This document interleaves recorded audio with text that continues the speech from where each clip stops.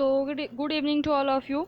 हमने कल से एक नई सीरीज़ स्टार्ट करी है जो कि है घटना चक्र। और घटना चक्र अगर आपने ऑल सब्जेक्ट जो भी स्टैटिक पोर्शन है जैसे history, geography, polity, economics, science and tech की, एनवायरनमेंट की वगैरह है ना, ये वगैरह वगैरह के मतलब 6-7 सब्जेक्ट हो गए। अगर इनकी कर लिए तो आप 70 to 80% क्वेश्चन आराम से कवर कर लोगे, चाहे वो स्टेट पीएससी हो, यूपीएससी को छोड़ के, चाहे वो state PSC, MP PSC, Bihar PSC, UP PSC, और या फिर वनडे एग्जाम्स जैसे railway, NTPC, UP triple SC, PET. मतलब लूसेंट का एक थोड़ा सा बड़ा भाई कह सकते हैं आप इसको, किसको, घटना चक्र को। तो हमने कल कहाँ तक कर लिया था, ये 1st to 9th क्वेश्चन तक हो गए थे। अब 10th से शुरू करते हैं। संविधान की, एक मिनट, संविधान की प्रस्तावना में भारत को किस रूप में घोषित किया गया है। तो अब ये आप ना ही इसको लिंक करके आप पढ़ सकते हो। हाँ, मतलब एक थोड़ा सा ये है कि आप बैकग्राउंड समझो कि संविधान की प्रस्तावना में क्या क्या लिखा गया था, क्योंकि ये एक बहुत इम्पोर्टेंट लाइन ही है। मतलब ऐसा का ऐसा आप पढ़ लो कि जो भारत है एक प्रभुत्व संपन्न समाजवादी पंथ या धर्मनिरपेक्ष लोकतांत्रिक गणराज्य, भारत संविधान जो है भारत को बनाना चाहता है। प्रभुत्व संपन्न यानी कि क्या होता है कि भारत अपने आप में स्वतंत्र है, वह कोई भी निर्णय आंतरिक या बाह्य तरीके से बिना किसी भी अन्य देश के दबाव में आए ले सकता है, और वह हर तरीके से अपने निर्णय स्वयं से करेगा। यहाँ तक कि संविधान बनाने का निर्णय भी स्वयं भारत ने किया था। तो ये हो गया प्रभुत्व संपन्न। समाजवादी क्या हो गया कि किसी भी तरीके से भेदभाव नहीं, किसी भी तरह से असमानता नहीं, चाहे वह आर्थिक हो, चाहे वह राजनीतिक हो, चाहे वह धार्मिक हो, तो ये समाजवादी हो गया। पंथ निरपेक्ष यानी धर्मनिरपेक्ष, यानी किसी भी विशेष धर्म को मान्यता नहीं, सभी धर्म को समान तौर पे मान्यता होती जाएगी। लोकतांत्रिक यानी कि जो समस्त शक्ति है वह जनता के हाथ में हो, और जो जनता द्वारा जो प्रतिनिधि चुने गए हैं उनके द्वारा शक्ति का निष्पादन किया जाएगा। गणराज्य यानी कि जो प्रमुख होते हैं, जैसे हमारे राष्ट्रपति, जो देश का प्रमुख होगा वह वंश के अनुसार नहीं, वंशानुमिक नहीं होगा, बल्कि वह चुनकर एक मतलब प्रत्येक निश्चित वर्ष के लिए आएगा। ऐसा नहीं कि वंश, जैसे राष्ट्रपति जो हैं अभी द्रौपदी मुर्मू है और उनके बाद उनकी बच्ची आ जाए, उनका बेटा आ जाए, फिर उनका बेटा आ जाए, तो ऐसा नहीं होगा। वो प्रत्येक वर्ष अलग अलग राष्ट्रपति आएंगे और चुनकर आएंगे, मतलब अप्रत्यक्ष तौर पर चुनकर आएंगे और निश्चित कार्यकाल के लिए आएंगे। तो ये सभी का आपको मतलब समझ आ गया होगा। तो ये मतलब ऐसे कैसे आपको सीक्वेंस रटना पड़ेगा। एक मिनट, ये बहुत से क्वेश्चन बहुत से उसमें आते हैं। हम देखो एसएससी मैट्रिक मतलब कि एसएससी तक में आ गया है, और ये बिलीव करिए बहुत इंपॉर्टेंट क्वेश्चन है। वो हर स्टेट पीएससी के लिए पूछा जाता है, इवन यूपीएससी के लिए इंपॉर्टेंट है। तो आप एक ऐसे कर सकते हो, PSPLG, PSPLG। अब 2 P हैं यहाँ पे। तो पहले तो सबसे पहले क्या ज़रूरी है किसी भी देश के लिए कि वह स्वतंत्र रहे, तो प्रभुत्व संपन्न हो, यानी कि भारत का प्रभुत्व हो। आप ऐसे याद रखो कि भारत का प्रभुत्व होना चाहिए, हर देश में भारत का अपना प्रभुत्व प्रभाव होना चाहिए। तो PS से समाजवादी याद रहेगा। फिर P आ गया तो पंथ निरपेक्ष, इसी को कहीं कहीं पे धर्मनिरपेक्ष भी लिखा होता है, तो आप ध्यान रखना। PSPLG, L यानी लोकतांत्रिक और G गणराज्य, PSPLG। तो आप लिख लो PSPLG। प्रस्तावना में साफ साफ लिखा है कि प्रभुत्व संपन्न समाजवादी पंथ निरपेक्ष लोकतंत्रात्मक गणराज्य होना चाहिए, इस रूप में घोषित किया गया है। ठीक है, नेक्स्ट 11th क्वेश्चन में चलते हैं। जैसा कि मैंने बोला कि भले आपको 10 से 12 मिनट में 10 से 12 क्वेश्चन ही या फिर 6 से 7 क्वेश्चन ही मिले, बट वो आपको ज़िंदगी भर याद रहेंगे। तो मैंने कोशिश तो ऐसे ही कर रही हूँ, बट बाकी आप पे है कि थोड़ा आपको भी एफर्ट करना पड़ेगा। क्वेश्चन है, भारतीय गणतंत्र की यथार्थ संवैधानिक स्थिति 26 जनवरी 1950 को संविधान लागू होने के समय क्या थी। तो देखो, एक प्रजातांत्रिक गणराज्य, एक प्रजातांत्रिक गणराज्य था कि एक प्रभुत्व संपन्न प्रजातांत्रिक गणतंत्र था, कि एक प्रभुत्व संपन्न धर्मनिरपेक्ष प्रजातांत्रिक गणतंत्र था, कि एक प्रभुत्व संपन्न धर्मनिरपेक्ष समाजवादी प्रजातांत्रिक गणतंत्र था।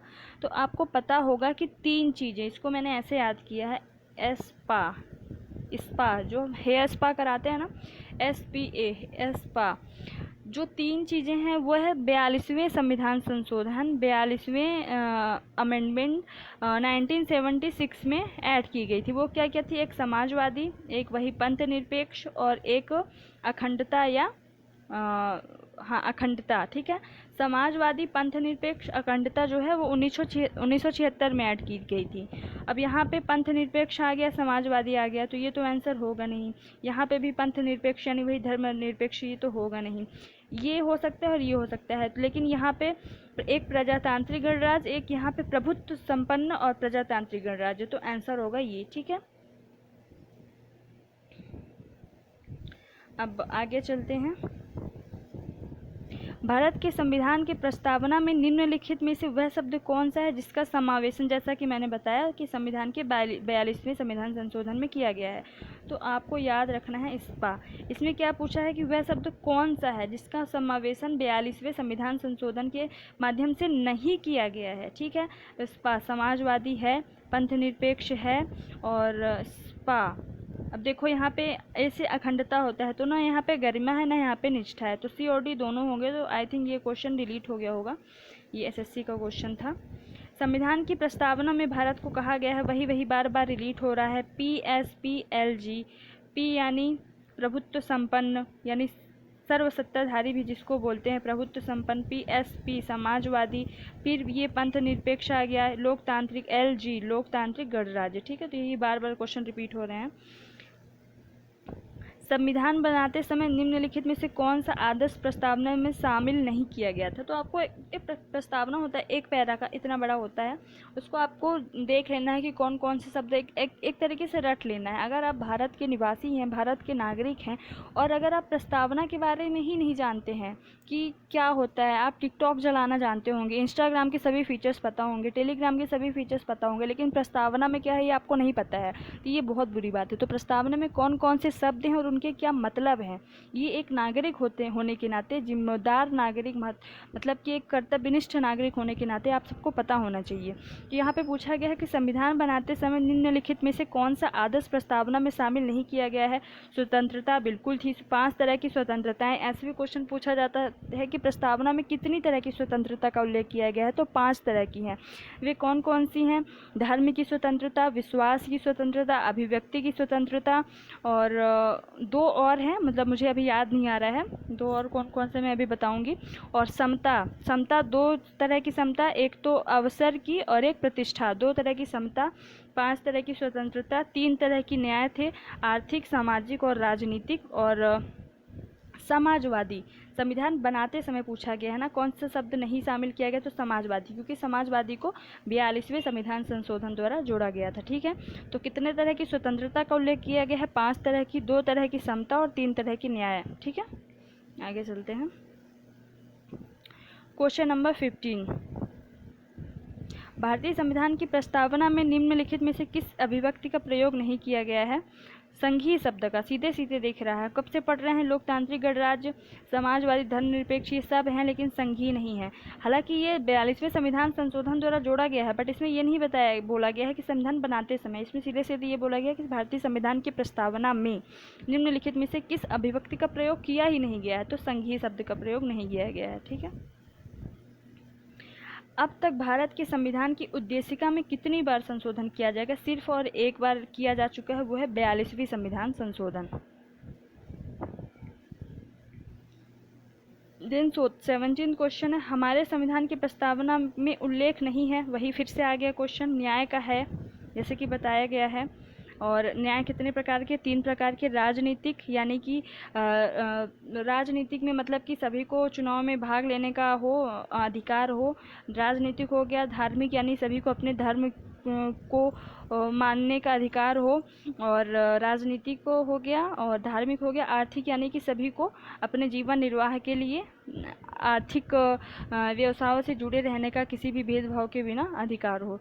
3 तरह का न्याय, भ्रातृत्व जैसे कि बताया, बंधुता समाज उसमें जोड़ा गया था। फिर प्रतिष्ठा की समानता में मैंने बताया कि 2 तरह की, एक अवसर एक प्रतिष्ठा।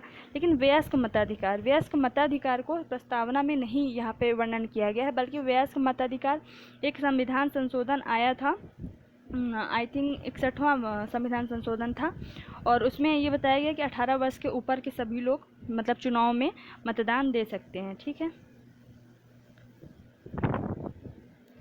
संविधान के निर्माताओं के मनोभाव और आदर्श प्रतिबिंब होते हैं उद्देशिका। उद्देशिका को ही कहते हैं प्रस्तावना। ठीक है। जैसे कि मैंने पहले ही बताया कि जो प्रस्तावना या उद्देशिका होती है वह किसी भी मतलब वह संविधान का क्या होता है, एक तरीके से बोल सकते हैं परिचय पत्र, कि क्या वो बताना चाह रहा है, एक प्रतिबिंब कह सकते हैं, दर्पण कह सकते हैं।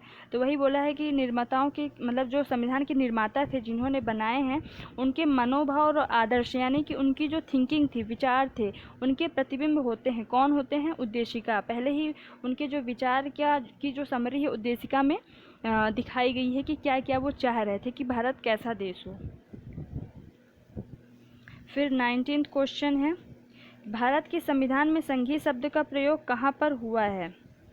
तो कहीं पे भी नहीं हुआ है, क्योंकि भारत के संविधान में जो अनुच्छेद 1 में शब्द का प्रयोग हुआ है वो वहाँ पे राज्यों का संघ हुआ है, राज्यों का संघ। सिर्फ संघीय शब्द का वर्णन कहीं पे भी नहीं। ये बहुत इंपॉर्टेंट क्वेश्चन है, कहीं पे भी नहीं। बहुत लोग प्रस्तावना में कर देंगे, हालांकि जो अच्छे से पढ़े होंगे नहीं कर पाएंगे।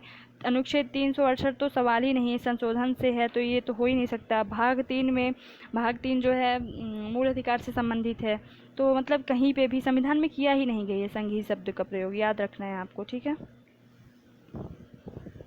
देखो मैंने बताया ना, राज्यों का संघ शब्द का प्रयोग किया गया अनुच्छेद 1 में। ठीक है।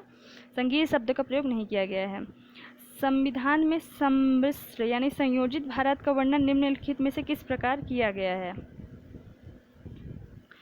एक राज्य संघ, अर्ध संघीय राज्यों तथा संघ राज्य क्षेत्रों का एक परिसंघ, या अंशतः एकात्मक तथा अंशतः संघीय। तो इसका आंसर होगा सी, राज्यों तथा संघ राज्य क्षेत्रों का एक परिसंघ, है ना। राज्यों का संघ राज्य क्षेत्रों का यानी दोनों मिलकर एक परिसंघ मिलाएंगे, राज्य भी और जो संघ राज्य क्षेत्र हैं यानी यूनियन टेरिटरीज हैं जो अभी 9 हैं और जो 28 राज्य हैं, उन दोनों का मिला के एक परिसंघ बना जाएगा। भारतीय संविधान के अनुच्छेद 1 में यह घोषणा की गई है कि इंडिया अर्थात भारत राज्यों का संघ है, पहले ही चर्चा की जा चुकी है। संविधान के अनुच्छेद 1 में भारत को क्या किया गया है? राज्यों का संघ। सीधा सीधा आपको रट लेना है। शक्तियों का विभाजन और स्वतंत्र न्यायपालिका किसकी 2 महत्वपूर्ण विशेषताएं हैं? तो सरकार के संघीय स्वरूप की विशेषताएं हैं। सरकार के संघीय स्वरूप की विशेषताएं क्या क्या हैं? एक तो शक्तियों का विभाजन। संघीय स्वरूप का मतलब ये है कि जहाँ पे राज्य और केंद्र दोनों मिलकर काम करते हैं और वहाँ पे शक्तियों का विभाजन हो रहा है, यानी कि राज्य की शक्तियाँ हैं कुछ और केंद्र की शक्तियाँ हैं, है तो केंद्र ही शीर्ष पर, लेकिन कुछ तो राज्य को शक्ति देनी पड़ेगी अपनी तरफ से, तो है ना, दोनों मिलकर काम कर रहे हैं। और दूसरा स्वतंत्र न्यायपालिका। स्वतंत्र न्यायपालिका जब तक नहीं होगी तब तक संघीय सरकार की हम संकल्पना नहीं कर सकते हैं। ठीक है। 24th में है, भारत में संघ राज्य क्षेत्रों की संख्या कितनी है? वो उस टाइम का आंसर था 7 बट अभी 9 है। ठीक। अंडमान निकोबार द्वीप समूह को अलग कर दादरा और नगर हवेली और दमन दीव को एक कर दिया गया और जम्मू कश्मीर लद्दाख 2 अलग हो गए थे। तो इस तरीके से 9 अभी जो संघ राज्य क्षेत्रों की संख्या है। ठीक है। समाजवादी चिंतक निम्नलिखित में से किस क्षेत्र में समानता के अधिकार को बढ़ाने की वकालत करते हैं? तो आर्थिक क्षेत्र में। अब देखो, समाजवादी जो चिंतक हैं मतलब कि जो सोचते हैं कि समाज में हर तरीके से समानता हो, किसी को किसी भी तरीके से उपेक्षा की दृष्टि से ना देखा जाए, तो वो चाहते हैं कि आर्थिक क्षेत्र में समानता सबसे पहले हो। राजनीतिक क्षेत्र में चलो फिर भी ठीक है, लेकिन आर्थिक क्षेत्र में सबसे ज़्यादा समानता होगी तो गरीबी और अमीरी के बीच की जो खाई है वो भरेगी, है ना, धीरे धीरे बढ़ेगी और शायद एक ऐसा समय आएगा कि सब बराबर पे आ जाएंगे। बहुत मुश्किल है बट शायद कभी ऐसा समय आए आने वाले क्षेत्र में कि सब बराबर स्तर पे आ जाएंगे। तो आर्थिक क्षेत्र को उन्होंने महत्वपूर्ण वो दिया है। ठीक है। तो आज 25 क्वेश्चन हो गए हैं लगभग कितने मिनट में? 14 मिनट में, मतलब 15 मिनट में हो जाएंगे, हो गए हैं। और कल नेक्स्ट हम 10 से 15 या फिर 20 क्वेश्चन करेंगे और ऐसे ही 10-15 मिनट की वीडियो आएगी। अब बहुत कम टाइम में पॉलिटी ऐसे कवर करेंगे प्री के लिए कि मतलब आप एक एक पोर्शन प्रीलिम्स के लिए आप कंप्लीट करते जाओगे। अब सिर्फ एक मुझ पर विश्वास करिए, अगर नहीं आप यहाँ से क्वेश्चंस नहीं आए तो आप मतलब मुझको जो कहना होगा कहना, आप आराम से प्रीलिम्स क्लियर करोगे। बस 4-5 महीने आप डेली 10 से 15 मिनट दो कंटिन्यू, और ये क्वेश्चन लिखते जाओ, आप नोट करते जाओ। जो मैं अलग से फैक्ट बता रही हूँ वो भी, जो कॉन्सेप्ट बता रही हूँ वो भी, हर चीज़ आप नोट करते जाओ और डेफिनेटली आपका प्रीलिम्स होगा, चाहे वो MPPSC हो।